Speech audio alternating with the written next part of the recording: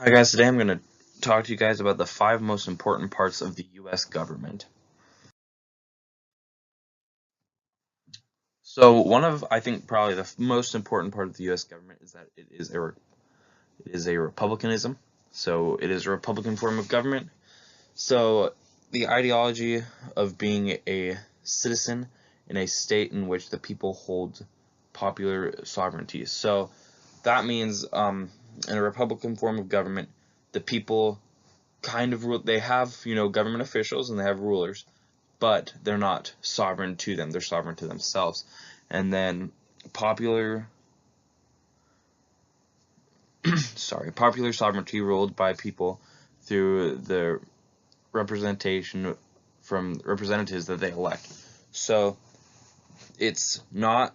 So the people have power because the people elect their officials, and the officials then, vote for who they think that their people and what they know of that their people and what they think would be best for the people that voted for them.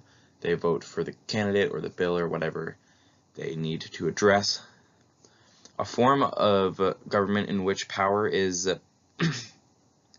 explicitly vested in the people who, in turn, exercise their power through elected representatives. So this is really important because, in a republicanism, it's really important that you have checks and balances, and you have limits, and that you really, focus on that the people are the ones with power here.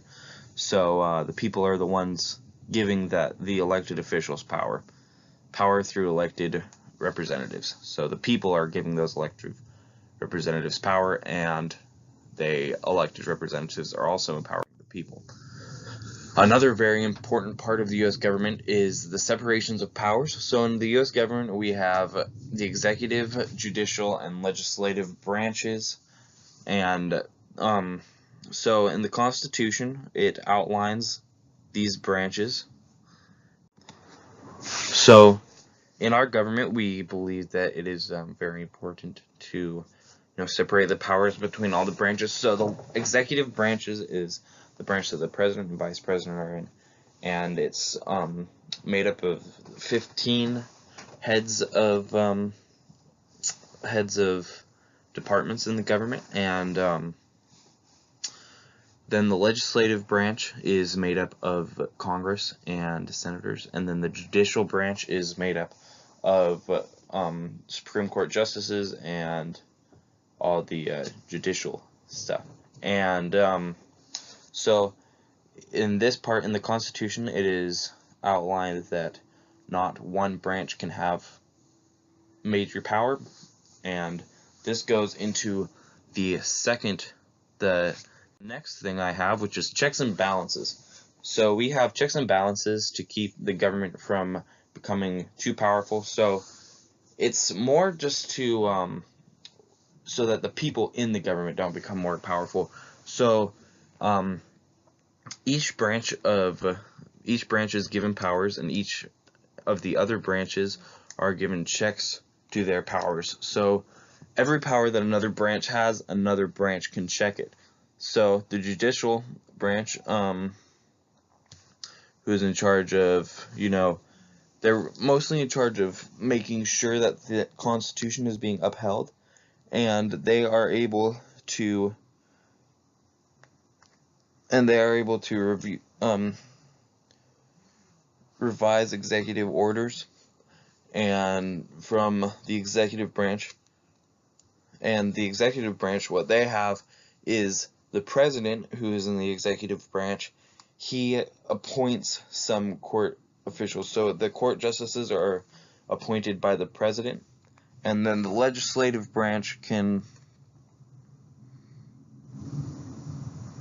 propose constitutional changes and impeach officials.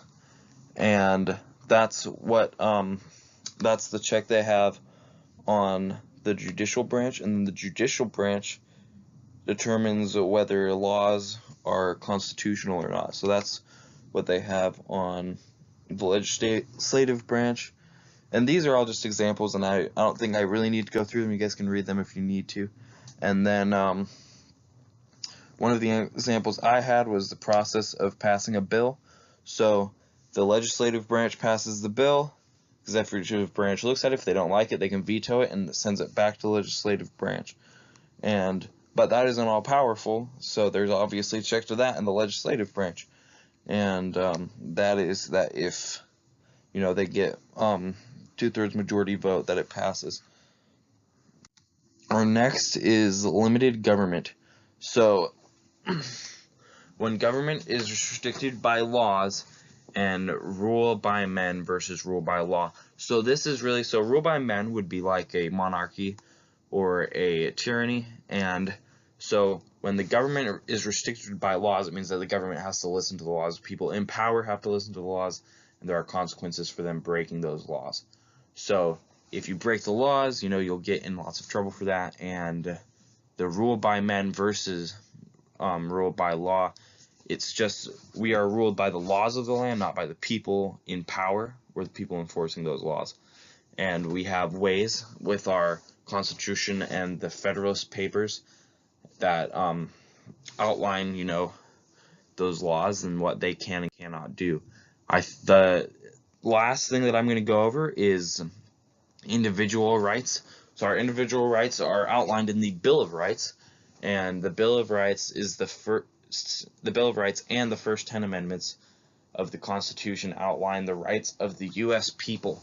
So it is very important that we have these rights of the people. So these rights cannot be infringed, and they are written down so that the only way that you can amend a constitution is with a 2/3 vote to amend the Constitution.